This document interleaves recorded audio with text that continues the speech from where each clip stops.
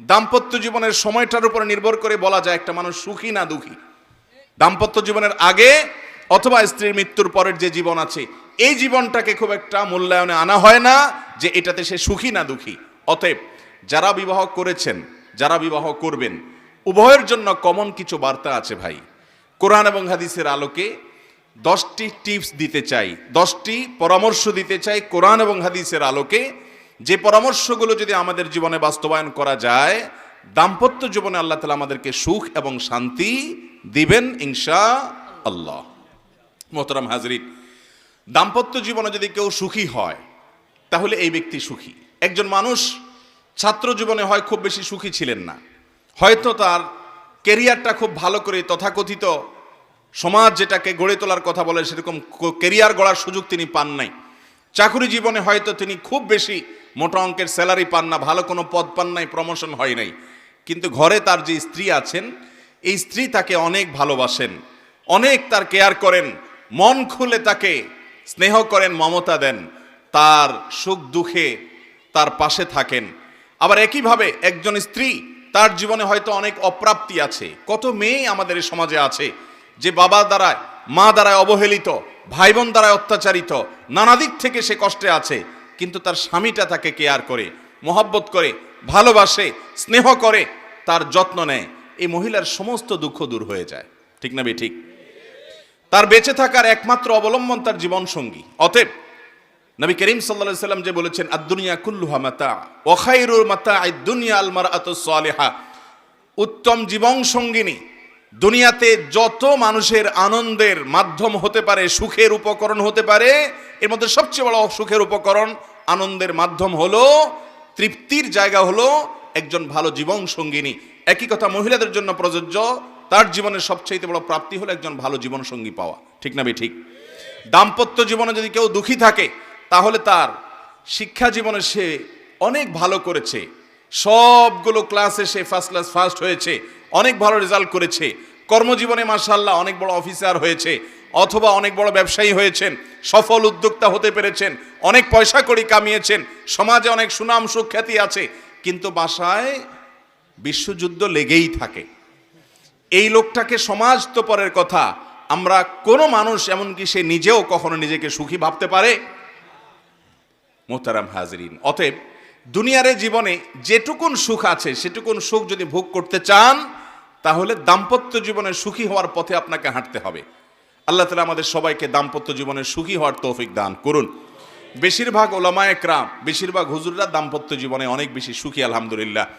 এবং এই সুখের যে রহস্য আছে সে রহস্যটা আজকে ফাঁস করতে চাই কোরআন এবং হাদিস থেকে। নম্বর 1, প্রথম কাজ হলো জীবনসঙ্গী নির্বাচনে সঠিক সিদ্ধান্ত নিতে হবে। সুখী দাম্পত্য জীবনের জন্য সর্বপ্রধান শর্ত এটি। আপনার জীবনসঙ্গিনী কাকে বিবাহ করবেন এটা নির্বাচনে বিচক্ষণতার পরিচয় দিতে হবে।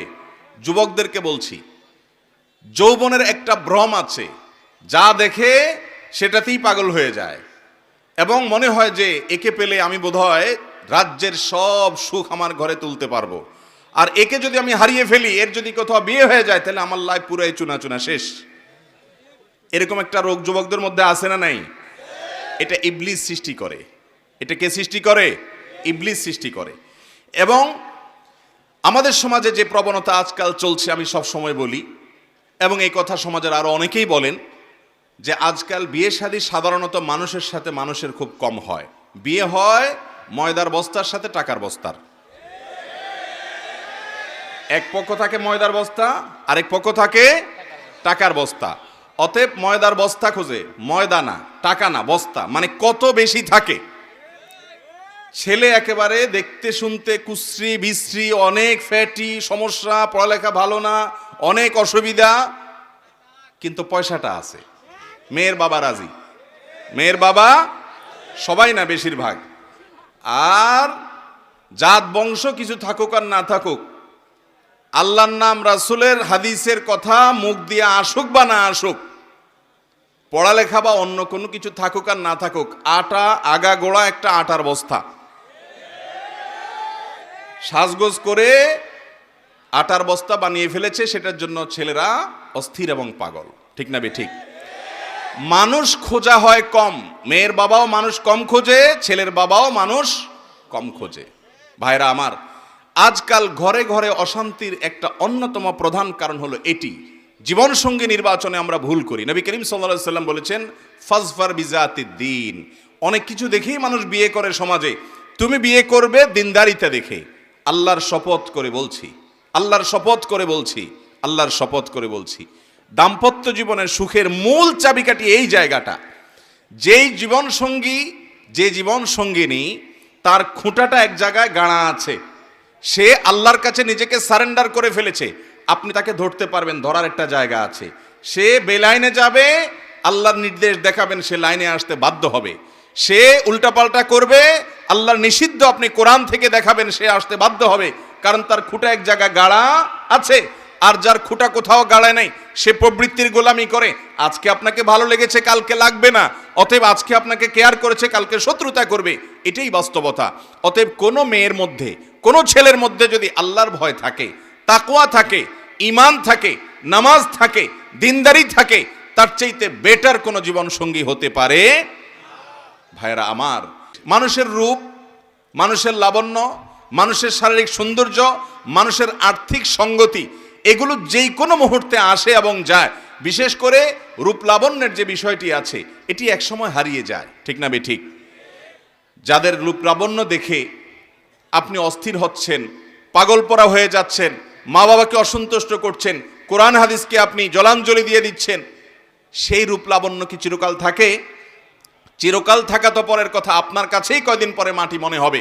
কিন্তু মানুষের ব্যক্তিত্ব, তার পার্সোনালিটি, তার ব্যক্তিগত যে উন্নত চরিত্র মাধুর্য আছে, তার যে আমলের সৌন্দর্য আছে, তার যে ঈমান এবং তাকওয়া আছে, এই জিনিসটা যতদিন সে বেঁচে থাকবে আপনার জন্য উপভোগ্য হবে ইনশাআল্লাহ। আবার একই কথা মেয়েকে বলে, অনেক মেয়েরা আছেন দিনদার ছেলের সাথে বিয়ে বসতে চান, কিন্তু মা বাবা ওই যে টাকার বস্তা একটা ধরে নিয়ে এসে এরপরে বলে যে টাকার বস্তাটাকে তুমি আস্তে আস্তে নামাজি বানায় নিবা, সমস্যা কোথায়? তার মানে দুনিয়াটা আগে ঠিকঠাক থাকুক, এরপর আখিরাতটা টুকটাক যা আসে আসুক, ঠিক না বেঠিক? অথচ হওয়া দরকার ছিল যে তার মধ্যে টাকা পয়সা এগুলো এখন নাই, হয়ে যাবে এক সময়। আমি প্রায় সময় বলি, এই হুজুরদের বেশিরভাগ লাইফ একটু যদি আপনারা ঘাঁটেন, দেখবেন যে ওনাদের বিবাহের সময় ওনারা কেউই এত ভালো হালে ছিলেন না এখন যতটা আল্লাহ তাআলা ভালো অবস্থাতে রেখেছেন।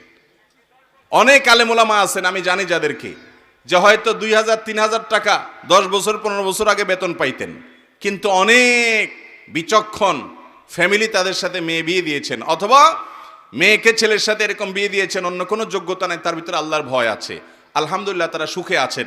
আর সম্পদ দেখে, বাহ্যিক রূপ লাবণ্য দেখে যারা হাবুডুবু খেয়েছেন, ঝাঁপ দিয়ে পড়েছেন, তাদের জীবনটা জ্বলন্ত জাহান্নামে পরিণত হয়েছে, এরকম ঘটনা হাজারো আমাদের সামনে আছে, ঠিক না বেঠিক? অতএব ভাইরা আমার, মুরব্বীদেরকে বলছি, বাবারা আমার, সন্তানকে বিয়ে করানোর সময় তার জীবন সঙ্গী, জীবন সঙ্গিনীর ক্ষেত্রে আল্লাহর ভয় আছে কিনা, এ আল্লাহকে চিনে কিনা, সে মানুষটা ভালো কিনা, তার ব্যক্তিত্ব আছে কিনা, এই জিনিসটা সব কিছুর উপরে প্রাধান্য দিবেন। তাহলে গাছ সেই ফল দিবে, বীজটা যেটা রোপণ করবেন। আপনি আনবেন হলো একটা আস্ত টাকার বস্তা বা ময়দার বস্তা, আর আশা করবেন সুখ শান্তি, না, ময়দা আর টাকা মানুষকে শান্তি দিতে পারে না। অতএব প্রথম কাজ হলো এটা, জীবন সঙ্গী নির্বাচনে ভুল করা যাবে, অন্য যা কিছু থাকুক না থাকুক দিনদারি থাকতে হবে, তারপরে অন্য সব কিছু। নাম্বার 2, দ্বিতীয় কাজ হলো, দাম্পত্য জীবন এমন একটা জায়গা, আমি প্রায় সময় বলি, দাম্পত্য জীবনের শুরুটা হলো, উর্দুতে একটা কবিতা আছে, ইবতেদায়ে ইশক और इंतहाए इश्क बराबर नहीं होता है। বুঝেন? প্রেমের শুরু আর শেষ একরকম হয় না। প্রেমের শুরুতে শুধুমাত্র ফুল দেওয়া নেওয়া হয়, শেষে লাঠিও দেওয়া নেওয়া হয়, ঠিক না বেঠিক? শুরুতে মোহাব্বত উতরায়, উম্মাদ হয়ে যায়, মা বাপ চিনে না, নামাজ চিনে না, মুরব্বী চিনে না, সমাজ চিনে না, বন্ধু বান্ধব চিনে না, রাগ সব। এখন আমার মনের মানুষের সাথে আমার চ্যাটিং চলতেছে, কিচ্ছু চিনে না, সে ভালোবাসা উতরাইতে থাকে। এরপরে শেষ পর্যায়ে যখন চলে যায়, তখন ওই ফোন নম্বর দেখলেই মেজাজটা গরম হয়ে যায়, ঠিক না বেঠিক? ইবতেদায়ে ইশক আর ইন্তেহায়ে ইশক বরাবর नहीं होता है। এটা বাস্তবতা যে প্রেমের শুরু আর শেষ একরকম থাকে। যারা বিচক্ষণ তারা একটু হিসেব করে পা বাড়ায়। ঠিক একইভাবে বৈবাহিক জীবনে 3টা ধাপ আছে। কয়টা ধাপ আসে? 3টা ধাপ আসে। বিবাহের পরপর ভালো হোক আর মন্দ হোক, প্রথম প্রথম নতুন জামাই বউ অনেক মহব্বত আদান প্রদান করে, অনেক ভালোবাসা, অনেক স্বপ্ন, অনেক প্রতিজ্ঞা, অনেক ওয়াদা, অনেক কমিটমেন্ট, অনেক প্রমিস, অনেক ভালোবাসার বিনিময় হয় বিয়ের পরপর।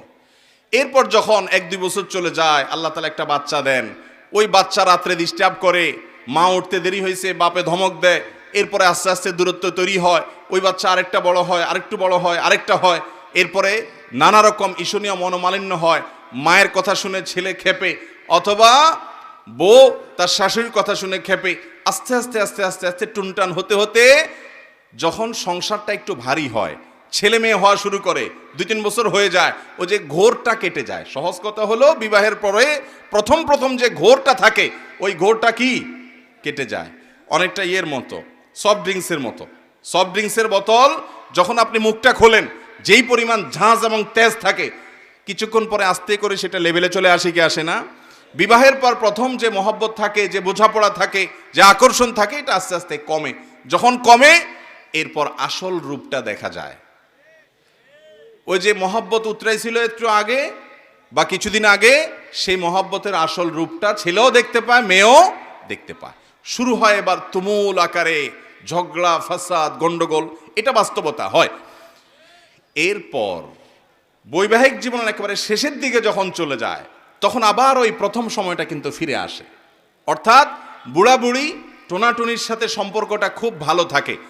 আপনি আমাদের এই সমাজে জোয়ান জামাই বউ যেরকম মারামারি লেগে থাকে, গন্ডগোল লেগে থাকে, মুরব্বী চাচাদেরকে বুড়া বুড়ি এরকম গন্ডগোল লাগালাগি করে এবং চুলাচুলি করে, এরকম খুব বেশি দেখেন? একেবারেই নাই। ওই মাঝামাঝি পর্যায়ে যা হয় না হয়, শেষের দিকে আবার মহব্বত অনেক হয়। নদীর এপারে কিছুটা শান্ত, ওই পারে কিছুটা শান্ত, মাঝখানে উত্তাল তরঙ্গ। ওই তরঙ্গ দেখে অনেকে ভুল করে এবং তরি ডুবিয়ে দেয়, আর ওই কুল পর্যন্ত যেতে পারে না। আর যে বিচক্ষণ, সে জানে যে এরকম চড়াই উতরাই হবে দাম্পত্য জীবনে, বোঝাপড়ার গরমিল হবে, গন্ডগোল ফাসাদ হবে, এগুলোর সব ওভারকাম করতে হবে। একটা সময় আমার শান্তি আসবে। বিশেষ করে মা বোনদের একটা সমস্যা হলো যে পরের ঘর করতে গিয়ে নানা রকম ঝামেলা তৈরি হয়। তখন তারা কি করে, না এসব আর করবো না, আমি চলে যাই। এভাবে যে বেশিরভাগ মেয়ে পরবর্তীতে আফসোস করতে হয়। আর এই কারণে দাম্পত্য জীবনের সুখের দ্বিতীয় মন্ত্র হলো সবর এবং শুকর। এই দুইটা অভ্যাসকে নিজের জীবনে আনতে হবে। যাদের মধ্যে সবর নেই, যাদের মধ্যে কৃতজ্ঞতা নেই, এরা কখনো দাম্পত্য জীবনে সুখী হতে পারে। দাম্পত্য জীবনের সুখের অন্যতম মূল মন্ত্র হলো সবর করা। কারণ দুই ফ্যামিলির দুইজন মানুষ একত্রে সংসার করবে, এক ছাদের নিচে থাকবে, জীবন কাটাবে, সব কিছু ব্যাটে বলে কিয়ামত পর্যন্ত কোনো দিনই হবে। আপনি আমি কে? নবী করিম সাল্লাল্লাহু আলাইহি সাল্লামের সাথে, তার স্ত্রীদের সাথে, উম্মুল মুমিনিনদের সাথে ছোটখাটো বিষয় নিয়ে মান অভিমান হয়েছে না হয় নাই? বহুত হয়েছে। এবং সে মান অভিমানটা আমাদের মতো না, তাদের মতো করে হয়েছে। কারণ স্বামী স্ত্রী একসাথে দাম্পত্য জীবনে যখন সময় কাটাবে, তাদের মধ্যে বোঝাপড়ার গরমিল হবে। এই সময়টাতে দরকার হয় সবর করা। মনে রাখবেন, ইবাদতের অনেক বড় একটা পার্ট হলো সবর এবং ধৈর্য। আল্লাহ কোরআনে বলেছেন, ইন্নামা ইউওয়াফাস সাবিরুন আজরাহুম বিগাইরি হিসাব। যাদের পুরস্কার আল্লাহ তাআলা কোনো হিসাব করে দিবেন না, তারা হলো যারা সবরকারী, ধৈর্যকারী তারা। অতএব দাম্পত্য জীবনে ধৈর্য থাকতে হবে। স্বামী অনেক উল্টাপাল্টা করবে, সবর করতে হবে। মনে করতে হবে এর চাইতে অমানুষও পৃথিবীতে আছে। আবার স্ত্রী অনেক উল্টাপাল্টা করবে, সেক্ষেত্রেও সবর করতে হবে। মনে করতে হবে যে এর চাইতে অমানুষ অনেক আছে, এবং নিজেকে সান্ত্বনা দিতে হবে। অনেক ক্ষেত্রে কৌশলী হইতে হবে। বিশেষ করে দাম্পত্য জীবনে কৌশল ছাড়া আপনি সুখী হতে পারবেন না। আশরাফ আলী থানভী রহমতুল্লাহ আলাইহি একটা ঘটনা বলেছেন সম্ভবত একবার, যে ওনার কাছে এক ব্যক্তি এসে বলল, হুজুর, আমার বাসায় যে মহিলা আছে, আমার স্ত্রী, এই ভদ্র মহিলা আমি বাহির থেকে গেলেই কোনো কারণ ছাড়া অযথাই আমার উপরে সে চড়াও হয় এবং খুব বাজে ব্যবহার করতে থাকে। আমি আপনার ওয়াজটা শুনে একটু সবর করার চেষ্টা করি, কিন্তু কত পারা যায়, পারি না। আপনি একটু আমাকে বুঝায় বলেন তো আমি কি করতে পারি। তখন উনি বললেন যে, আপনাকে একটা বুদ্ধি শিখাই। বাসায় ঢোকার আগে দরজার সামনে গিয়ে কয়েক সেকেন্ডের জন্য আপনি একটু মাথাটা নত করবেন, করে কল্পনার জগতে ডুব দিবেন। ডুব দিয়ে নিজেকে নিজে বলবেন যে, আমি এখন দরজা খোলার সাথে সাথে কথার কথা একটা কুকুর আমার বাসায় আছে, কুকুরটা আসবে, তো কুকুর মানুষ দেখলে ঘেউ ঘেউ করে, এটা করবে, এটা আপনি শুধু মাথায় মনে মনে চিন্তা করবেন। এরপরে খোলার পর মানুষকে কুকুর মনে করে ছোট করা না, মানে এটা জাস্ট একটা ট্রিটমেন্ট, যে আমি মানুষ না মনে করলাম যে একটা মানুষের পাশে একটা কুকুর আছে, তো কুকুরটা আমাকে ঘেউ ঘেউ করবে, এটা তোমার মনে করবা। মনে করার পর এরপরে দরজা নক করবা। বউ খোলার পর যদি তোমার সাথে ঘেউ ঘেউ করে, তুমি সাথে সাথে ওই যে তোমার ওই ধ্যান কল্পনার জগতে ডুব দিবা। ডুব দিয়া তোমার স্মৃতিতে আনবা যে একটা কুকুর, আমি রাস্তা দিয়ে যাচ্ছি বা কোথাও গেছি, এখন ঘেউ ঘেউ করতেছে, তো কুকুর ঘেউ ঘেউ করলে আমার সমস্যাটা কি, এটা তুমি মনে করবা। তো স্বামী বাসায় গেছে, যা দরজা খুলছে, দরজা নক করার আগে ওইরকম কল্পনা করছে, স্ত্রী দরজা খুলছে, যথারীতি জামা কাপড় খোলার পর শুরু হয়ে গেছে বিশ্বযুদ্ধ, ঠুসঠুস শুরু হয়ে গেছে। যখন এগুলো শুরু হয়ে গেছে, ভদ্রলোক সাথে সাথে চোখ বন্ধ করে ওই ধ্যান করা শুরু করে দিছে, যে হুজুর বলে দিছে যে আমার তো এরকম একটা পরিস্থিতি আমি কল্পনা করতে হবে, করলো। তো করার পরে লোকটা হেসে দিচ্ছে। বউ চিন্তা করলে ব্যাপার কি, প্রতিদিন হামলা পাল্টা হামলা হয়, গোলা বারুদ এখান থেকে গেলে ওখান থেকেও কিছু আসে, আজকে দেখে এটা মিটমিট করে হাসে, কাহিনী কি? স্ত্রীর তো মেজাজ আরো গরম হয়ে গেছে, সে যত গরম হয় এ দেখে আরো বেশি হাসে। তখন বলল, ধরছে, একটু ঠান্ডা হয়ে স্ত্রী দেখছে না, রাগারাগি করতে হচ্ছে না, বলো কাহিনী কি বলো। স্বামী তো বলে না, একটা পর্যায়ে বলে দিছে যে আসলে হুজুর আমাকে এটা শিখাই দিছে, এরপর থেকে আমার কাছে তোমার সব রাগ ঝাগ বকা ঝকা এগুলো সব আমার কাছে একেবারে পান্তাবাদের পানি মনে হয়, আমার বরং আরো হাসি আসে। এরপর দিন থেকে আর ওই ভদ্রলোক বাড়িতে ঢুকলে বউ বেচারা ঝগড়া করতে গেলেও আবার গলা থেকে ফেরত চলে যায়, কারণ ঝগড়া করলেই তো কল্পনায় সে অন্য কিছু হবে।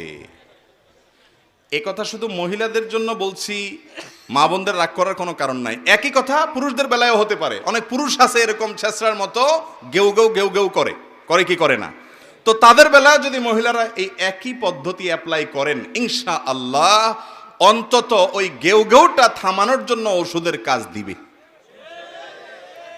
তো খোলাসা কথা হলো, সবর থাকতে হবে।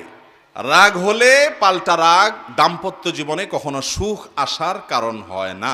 দাম্পত্য জীবনে স্বামী হোক আর স্ত্রী হোক, ধৈর্য ধারণ করতে না পারলে কখনো শান্তি পাওয়া যায়, ধৈর্য ধারণ করতে হয়। নবী করিম সাল্লাল্লাহু আলাইহি সাল্লাম জীবনে অনেক ঘটনা ঘটেছে, এর আগে আমি একাধিকবার বিভিন্ন জায়গায় বলেছি। আয়েশা রাদিয়াল্লাহু তাআলা আনহা ঘরে ছিলেন, তিনি, তার নিয়ম ছিল যে স্ত্রীর ঘরে থাকতেন, রান্নাবাড়া তিনি করতেন। অন্য স্ত্রী এক বাটি খাবার দিয়ে একটা কাজের মেয়েকে পাঠাইছেন, খাদ্দামাকে কৃতদাসীকে পাঠিয়েছেন এক বাটি খাবার দিয়ে, তরকারি দিয়ে ধরেন। তো ভালো বুড়া রান্না করেছেন, রসুলের জন্য পাঠাইছেন। আয়েশা রাদিয়াল্লাহু তাআলা আনহা দরজা খুলে দেখলেন যে কাজের মেয়ে তরকারি নিয়ে আসছে আরেক স্ত্রীর ঘর থেকে। তো এই টাইমে যে কোনো মানুষই, যে কোনো মহিলারই মাথা গরম হওয়ার কথা, আমার বাসায় আজকে উনি থাকবে, আমি যা খাওয়াবো, তুমি আবার ওখান থেকে এক বাটি দিয়ে ভালো হওয়ার চেষ্টা করতেছো। উনি বাটিটা ধরে ছুঁড়ে ফেলে দিলেন। বাটির সব তরকারি তো গেছে, বাটিও দুই টুকরা হয়ে গেছে, কাঁচের বাটি ছিল। এই দৃশ্য নবী করিম সাল্লাল্লাহু আলাইহি সাল্লাম দেখার পর উনি বাইরে হয়ে আসলেন, যা উঠান থেকে নিজের হাতে সে ভাঙা বাটিটা নিয়ে আসলেন। আনার পর একই শেপের একই ধরনের আরেকটা বাটি এই ঘরেও ছিল, আসলে তার ঘরে, ওই খালি বাটিটা নিয়ে কাজের মেয়ের হাতে দিয়ে বললেন, এটা নিয়ে ওই বাসায় চলে যাও এবং খবরদার মুখে তালা, এখানে কি ঘটেছে এর কোনো কথা বলা যাবে না, শুধু বাটিটা সেখানে ফেরত দিবা। ওখানে বাটিটা ফেরত দিছে। যিনি পাঠিয়েছেন তিনি মনে করেছেন যে কি, যে তরকারি রেখে কত সুন্দর করে ধুয়ে সাফ করে আবার বাটিটি দিয়েছে, তিনি অনেক খুশি। এই হাদিস বর্ণনা করার পর কোন মুহাদ্দিস, কোন হাদিস বিশারদ, কোন হাদিসের শেষে এটুকু অতিরিক্ত বর্ণনা করতে পারেন নাই যে নবী করিম সাল্লাল্লাহু আলাইহি ওয়াসাল্লাম আয়েশা রাদিয়াল্লাহু আনহাকে ডেকে দুই চারটা ধমক দিয়েছেন। আপনি আমি যদি হইতাম এই জায়গায়, আর কিছু না হোক বোর দিকে তাকায়া অন্তত বিরক্তির সুরে এটুকু তো বলতাম যে এটা কাজ করলা, তুমি বাটিটা ভেঙে ফেললা, তুমি তরকারি না নিতে বাটিটা ভেঙে ফেললা। নবী করিম সাল্লাল্লাহু আলাইহি ওয়াসাল্লাম একটি কথাও বলেছেন বলে কোনো বর্ণনায় পাওয়া যায় না। দাম্পত্য জীবনে শান্তি আসার জন্য স্ত্রীর অনেক কিছুকে হজম করা শিখতে হয় স্বামীর, আবার একইভাবে স্বামীর অনেক কিছুকে হজম করা শিখতে হয় কার? স্ত্রীর। আজ আমাদের সমাজ ব্যবস্থায় ভোগ ভোগ ভোগ, ত্যাগের কোনো নাম নিশানা নেই, যার কারণে সবর কেউ কাউকে প্রতি করতে রাজি না। দাম্পত্য জীবনের শান্তির জন্য এই সবর এবং শুকর যা আল্লাহ তাআলা দিয়েছেন সেটার উপরে শুকরিয়া আদায় করার মানসিকতা থাকতে হবে, না হলে কোনোদিনই আপনি শান্তি পাবেন না। নাম্বার 3, 3 নম্বর হলো স্বীকৃতি দিতে হবে। ভালোটার কি দিতে হবে? স্বীকৃতি। আল্লাহ তাআলা পৃথিবীতে এমন একজন মানুষও তৈরি করেন নাই যে মানুষের মধ্যে ভালোর কোনো লেশ নাম নিশানা কিছুই নেই। যত খারাপ মানুষই হোক তার মধ্যে ভালো কোনো না কোনো গুণ অবশ্যই আছে এবং থাকবে। আপনার স্ত্রী, সে মানুষটা খারাপ, কিন্তু দেখবেন হয়তো তার রান্নাটা ভালো, অথবা তার চরিত্রটা ভালো, অথবা তার চেহারাটা ভালো, অথবা তার অন্য কোনো দিকটা ভালো। অবশ্যই কোনো না কোনো ভালো দিক তার মধ্যে আছে। একইভাবে একজন মহিলা তার স্বামীকে যত খারাপ মনে করুন, ওনার যদি অর্থনৈতিক দিক থেকে দুর্বলতা থাকে, অলস কিসিমের মানুষ হয়, তার চরিত্রটা হয়তো ভালো। অনেক স্বামীর চরিত্র ভালো নাই, পয়সা কড়ি ভালো আছে, আবার চরিত্রটা যদি খারাপ হয় হয়তো তার হক আদায়টা করে, এক্ষেত্রে ত্রুটি করে না, অথবা অন্য কোনো না কোনো দিক থেকে গুণ আছে। একেবারে কোনো গুণ নাই এমন কোনো মানুষ আল্লাহ সৃষ্টি করেন নাই। দাম্পত্য জীবনে, বৈবাহিক জীবনে যদি শান্তি পেতে চান, তাহলে স্বামী হলে স্ত্রী, স্ত্রী হলে স্বামীর ভালো গুণগুলো আবিষ্কার করার চেষ্টা করতে হবে। নবী করিম সাল্লাল্লাহু আলাইহি সাল্লাম এই পলিসি বাতলাইছেন। তিনি বলেছেন, তুমি তোমার জীবন সঙ্গিনীর কোনো কর্মে যদি অসন্তুষ্ট হও, তার অনেক কাজ আছে যেগুলো তুমি সন্তুষ্ট হতে পারো, তুমি সেগুলোর কল্পনা করবে, ধ্যান করবে, চিন্তা করবে, দেখবে যে তোমার দুঃখ কষ্ট হয়ে এগুলো দূর হয়ে যাবে এবং তার ব্যাপারে তোমার প্রশান্তি আসবে। দাম্পত্য জীবনে বেশিরভাগ ঘরে সংসারে অশান্তি হয় যখন স্বামী তার স্ত্রীর কোনো কিছুর মূল্য দিতে রাজি না, স্ত্রী তার স্বামীর কোনো কিছুর স্বীকৃতি দিতে রাজি না। অনেক মহিলা আছে স্বামীকে সারাদিন দৌড়ের উপর রাখে, তোমার মতো মানুষ দুনিয়াতে আছে, তোমার মতো পাগল ছাগল দুনিয়াতে আছে, আমার কপালে যে কি হলো, এরকম কপাল পড়া দুনিয়াতে কয়টা মহিলা আছে, সামনে এগুলো বলে। কিন্তু স্বামী যখন চলে যায় অন্যদের সামনে, বিশেষ করে বাপের বাড়ির লোকদের সামনে যখন কথা বলে, তখন গল্প দেয় এমন ভাবে যেন তার স্বামীর মতো এরকম যোগ্য পুরুষ, এত ভালো মানুষ দুনিয়াতে আর দ্বিতীয়টা আছে না। নাই এরকম একই কথা অনেক পুরুষের আছে, যে সামনে দেখা যায় দুনিয়ার বউকে তাচ্ছিল্য করে, তুচ্ছ করে, ছোট করে, কিন্তু বাইরে যায় ঠিকই নিজের ভাবটা জাহির করার জন্য গল্প দেয়। আছে না নাই? এটা হলো একজন ফাসিক মানুষের চরিত্র। ইমানদারের চরিত্র হলো দাম্পত্য জীবনে একে অন্যের সামনে তার স্বীকৃতি দিবে, ভালো গুণটা বলবে, তাতে ইনশাল্লাহ তার মধ্যে সংশোধন আসবে। বিশেষ করে স্ত্রীদের ব্যাপারে পুরুষদের প্রশংসা করার মতো কার্যকর কোনো ঔষধ আর দ্বিতীয়টা নেই। নিয়মিত যদি বউয়ের হাতে ভালো বুড়া রান্না খেতে চান, নিয়ম করে, রুটিন করে, সিস্টেম করে, একদম ডায়েরি মেনটেন করে প্রশংসা করেন, আপনি নিশ্চিত থাকেন ইনশাআল্লাহ আপনার দিনকাল অন্তত এই ক্ষেত্রে ভালো যাবে। ঠিক না বে ঠিক? যে সমস্ত স্বামী বউদের রান্নার দোষ ধরে, বাহিরে খেয়ে এসে বাসায় গল্প দেয়, এদের কপাল খারাপ। এরা ভবিষ্যতে ওই বউয়ের হাতে ভালো বুড়ো খাওয়ার সম্ভাবনা খুব ক্ষীণ। আর ভালো হোক মন্দ হোক, যতক্ষণ পর্যন্ত আপনি পরিতৃপ্তির কথা জাহির করবেন, অবশ্যই কোনো ভালো দিক আছে, একটু প্রশংসা করবেন, দেখবেন ইনশাআল্লাহ দিনটা ভালো যাবে। বিশেষ করে স্বীকৃতি, এটা মানুষ চায়। দাম্পত্য জীবনে বেশিরভাগ মানুষ স্বীকৃতি দিতে চায় না। স্বামী হলে স্ত্রীর, স্ত্রী হলে স্বীকৃতির, স্ত্রী হলে স্বামীর। যতটুকু পাইছেন ততটুকু স্বীকৃতি দিবেন, তাহলে ইনশাআল্লাহ দাম্পত্য জীবনে সুখ শান্তি আসবে। নাম্বার 4 নম্বর হলো, স্বামী স্ত্রী প্রত্যেকের কিছু কনসার্নের ইস্যু আছে, কিছু ইস্যুতে তার খুব কষ্ট হয়, সেই ইস্যুগুলোকে আমলে আনা। যেমন মহিলাদের একটা বিষয় আছে, তাদের বাপের বাড়ির কাউকে নিয়ে যদি আপনি একটু দুর্নাম করেন, যে তোমার ভাইটা অমানুষ, অকর্মা, তোমার বাপটা এরকম, তোমার বোনটা এরকম, তাহলে শেষ। হয়তো উপর দিয়ে কিচ্ছু বলবে না, শুনে আপনার সাথে তাল মিলাবে, হওয়া তুমি ঠিকই বলছো, কিন্তু পরবর্তীতে ঠেলা আপনি সুদে আসলে বুঝবেন। ঠিক না ভাই ঠিক? আপনি যদি শ্বশুরবাড়ির লোকদের শুধু তারিফ করেন, তাদের ভালো গুণগুলা শুধু বলেন, সারাদিন বলেন যে আমার শালা মাশাল্লাহ, তোমার বোনটা এরকম মাশাল্লাহ, সে বদনামি করবে, আপনি বলবেন না না না তুমি কি বলতেছো, তার দোষের চাইতে গুণ অনেক বেশি মাশাল্লাহ। উল্টা বরং এক কাঠি সামনে আগাবেন, দেখবেন যে স্ত্রী আপনার কথায় উঠবে বসবে, যা বলবেন সব করতে রাজি হবে, কিন্তু তার বাপের বাড়ির মানুষের বদনামি করতে পারবেন। অনেক পুরুষরা এই জায়গাটা ভুল করে। ঠিক একইভাবে আবেগের মূল্য দেওয়া। ডক্টর খন্দকার আব্দুল্লাহ জাহাঙ্গীর রহমাল্লাহ একটা কথা বলতেন, উনি বলতেন যে মহিলাদেরকে আল্লাহ রাব্বুল আলামিন প্রচুর পরিমাণ আবেগ দিয়ে সৃষ্টি করেছেন। তাদের মধ্যে যত আবেগ আছে আমাদের পুরুষদের মধ্যে এত আবেগ নাই। আবেগ বেশি কেন? কারণ সারাদিন কাজ করেছে, অনেক রাত হয়েছে ঘুমাইতে ঘুমাইতে, এরপরও রাতে একটু চোখটা শুধু লেগে আসছে আর বাচ্চাটা পেশাব করে দিস, সব ভেসে গেছে, অথবা চিৎকার করে কেঁদে উঠছে, মা হিসাবে তার ঘুম ভেঙে উঠে যেতে হয়। যেই মা ঘুম পাগলে মা, ঘুম ছাড়া কিচ্ছু বুঝে না, এই রকম মাও ওই শিশুর কান্নার আওয়াজে ঠিকই ঘুম ভেঙে যায়। বাপ বিরক্ত হয়ে কই মাছের মাথা চাবানোর মতো এরকম করতে করতে উঠে হয়তো আরেক রুমে চলে যায়, মা ঠিকই বাচ্চা নিয়ে পড়ে থাকে। কিসের ভিত্তিতে পারে? তার মধ্যে আবেগ আছে। তার মধ্যে কি আছে?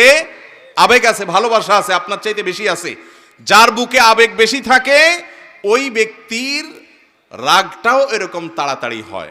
অতএব স্ত্রীর রাগগুলোকে হজম করার মানসিকতা থাকতে হবে, কারণ সে বুক ভর্তি ভালোবাসা দিয়ে আপনার সন্তানদের মানুষ করছে।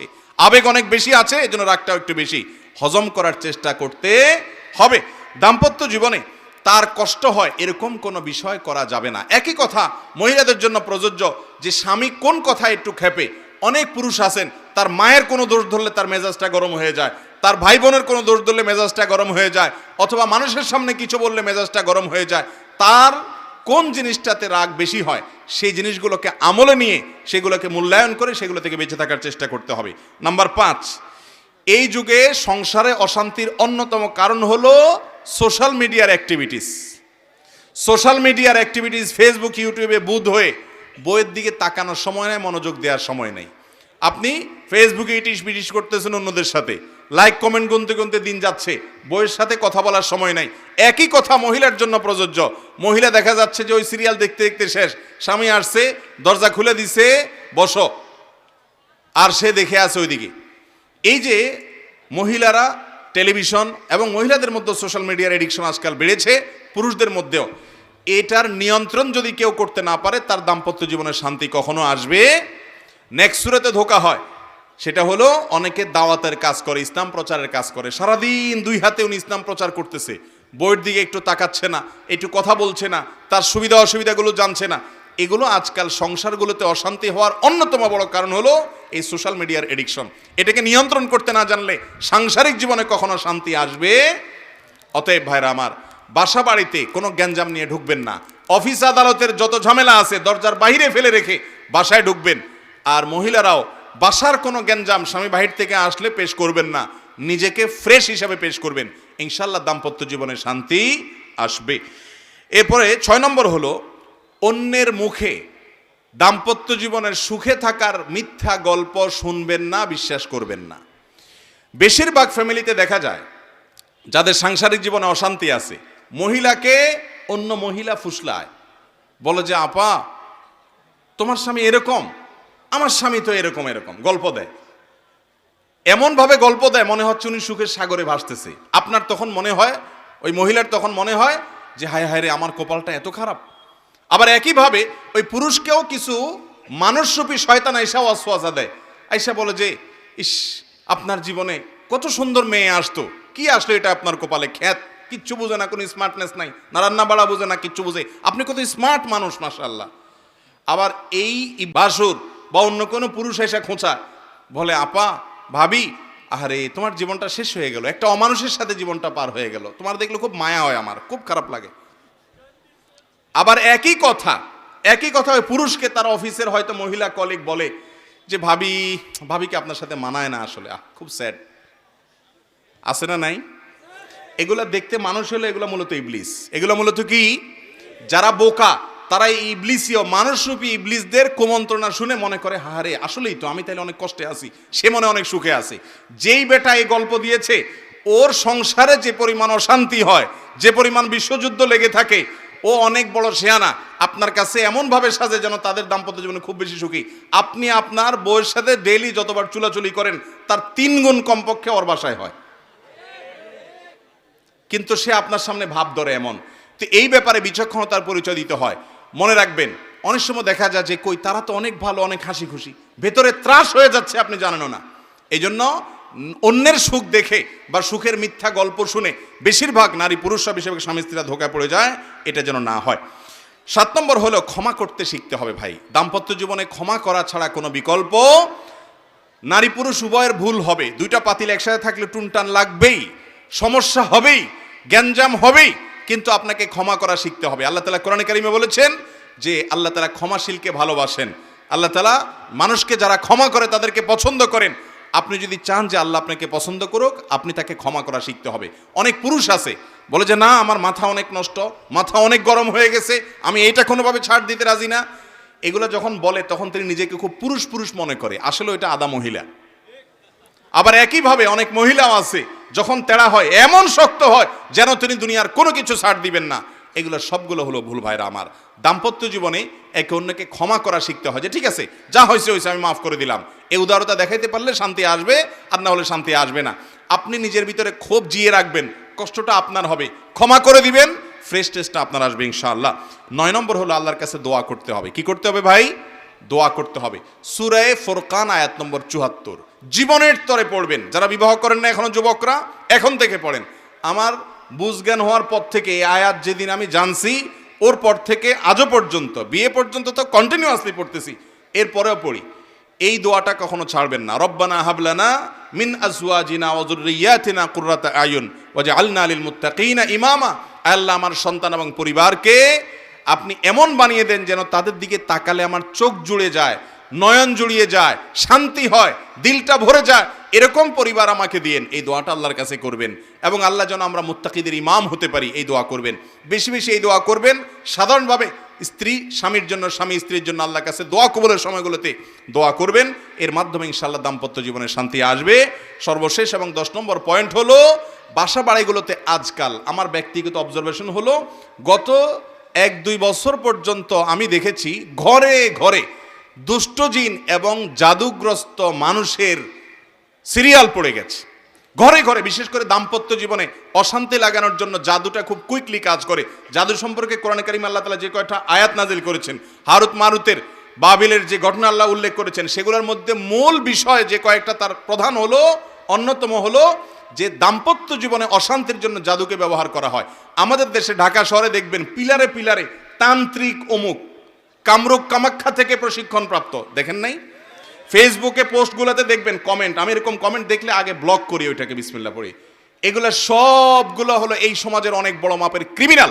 আমি সবসময় বলি, আমাদের দেশের আইন শৃঙ্খলা রক্ষাকারী বাহিনী যারা আছেন, তাদের উচিত এই সমস্ত তান্ত্রিক লোকগুলোর ব্যাপারে অবজারভেশন করে, স্টাডি করে এদেরকে আইনের আওতায় আনা।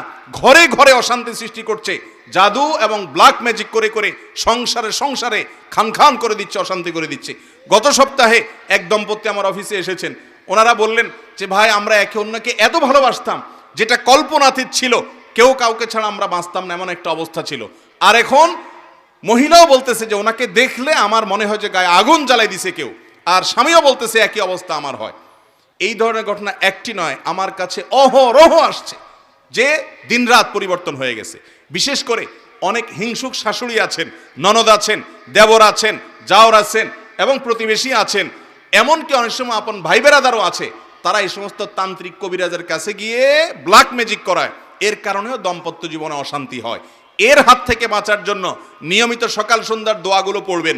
সূরা বাকারা নিয়মিত তেলাওয়াত বাসায় চালু করে রাখবেন এবং শোয়ার সময় 3 কুল পড়ে হাতে ফু দিয়ে গা মুছে তারপরে শোবেন। এগুলো সবগুলো হাদিসে শেখানো আমল। এবং বিশেষভাবে স্পেশালি আপনি সকাল সন্ধ্যার দোয়াগুলো পড়বেন। বাসা বাড়িতে কয়েকটা কাজ করবেন। বাসায় যতবার ঢুকবেন বিসমিল্লাহ পড়ে ঢুকবেন, বের হবেন বিসমিল্লাহ পড়ে বের হবেন। টয়লেটে যাবেন বিসমিল্লাহ ভুলে যাবেন না। টয়লেট হলো দুষ্ট জিনের, শয়তানের আখড়া। অতএব টয়লেটের দরজা কখনো, বাসার ভিতরে টয়লেট অ্যাটাচ থাকলে খোলা রাখবেন না, দরজা বন্ধ করে রাখবেন, কোনো ছবি টাঙিয়ে রাখবেন না। এগুলো সবগুলো শয়তানের অন্যতম আখড়া হয়ে থাকে। এই সবগুলো থেকে যদি পরিচ্ছন্ন রাখতে পারেন, ইনশাআল্লাহ দুষ্ট জিন এবং শয়তান এবং ব্ল্যাক ম্যাজিক থেকে আল্লাহ তাআলা হেফাজতে রাখবেন। এই 10টা পয়েন্ট যদি মাথায় রেখে আমলে আনতে পারেন, ইনশাআল্লাহ আল্লাহর উপরে ভরসা রেখে বলতে পারি, দাম্পত্য জীবনটা আপনি উপভোগ করবেন। আপনার ঘরটা জীবন্ত জান্নাত হবে এবং জান্নাতি সুখ আপনি আপনার দাম্পত্য জীবনে পাবেন ইনশাআল্লাহ। আবারও এক নজরে বলে দিচ্ছি, প্রথম কাজ হলো জীবন সঙ্গী নির্বাচনে দিনদারিতা দেখেই নির্বাচন করতে হবে, অন্য কোনো কিছুকে প্রাধান্য দেওয়া যাবে না।